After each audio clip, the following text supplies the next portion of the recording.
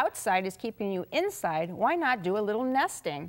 A little birdie told me that Karen Edenfield is here to help us branch out from our current craft capabilities with a project that's perfect for enhancing our home. Karen is an inspiration specialist with Jo-Ann Fabric and Craft Stores. So welcome back to the show. Thank you. So I guess this is kind of what we're talking about. Is this a tray or a frame, or it's so cute though? Well, actually it was a frame, or is still a frame. It could be, but since it's horizontal, we're going to use it as a tray. And here's the same thing, but we're used vertically, so you can see what it looks like. All so right. we just combine the wood and twigs, some of the props or the pieces that we need for it. It's a basic wooden frame, and I like our flat, unfinished frames. Just kind of plain brown wood, huh? Right, well, actually I do paint it to make it just a little bit darker. Okay. So a little paint, and then twigs, some moss, a bird's nest, and some eggs, of course. You've got to have those. Look like spring. So after spring cleanup, you need twigs out to clean up the twigs in the yard. Can you use those? You can definitely use those. We have some that we sell that are nice and straight. So if you use some from your yard, make sure they're straight, and then bring them inside to dry out for a couple days before you use them. They would adhere a little better.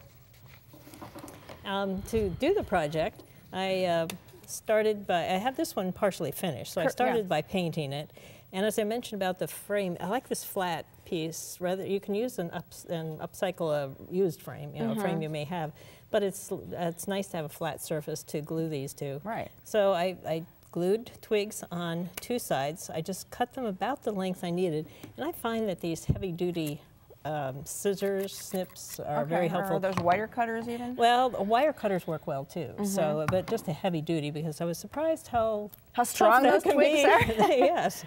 And then, so we glued a couple down. We did two sides, and then the third and fourth side we stopped so we could put the bird's nest in. And because this is going to be vertical, I cut the bird's nest in half. Yeah, so it becomes sort of a 3D nest. Actually, yes, exactly. It can look as though it's coming out of the frame.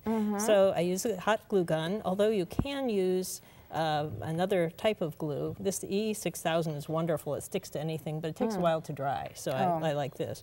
So I'm going to just put a little hot glue. We're going to put the bird's nest, and you can see it's all crooked, but that doesn't matter. The bird's nest is going to hide most of it. And just put that on.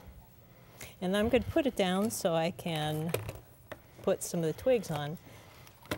So just a little dab of glue on the twig and put it in place. So we sort of need to work it in around that nest.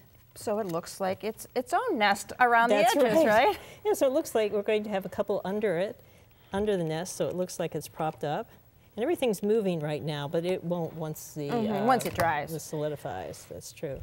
So we just keep building it up. Right, looks so easy. Little moss. Little moss, and this comes pre-packaged. It's called reindeer moss, and I'm not sure why, but we'll use that. And just a little bit of glue on it, and we'll tuck some in here. Now you'll notice with hot glue guns, there are often little hairs that come out because it just pulls out and solidifies. So you just pick those off afterwards. This one. Okay, when it's dry, you just kind of pull it off. Just pull it off. It looks like a spider's web, but it's not. Such a cool craft for the spring. That's right. So it's a great, easy, and very cool craft. To make it, all you have to do is stick to it. My thanks to Karen Edenfield for such a picture-perfect idea. Thanks. Thank you. For more ideas from Jo-Ann Fabrics and Craft Stores, click to www.joann.com or call 1-888-739-4120.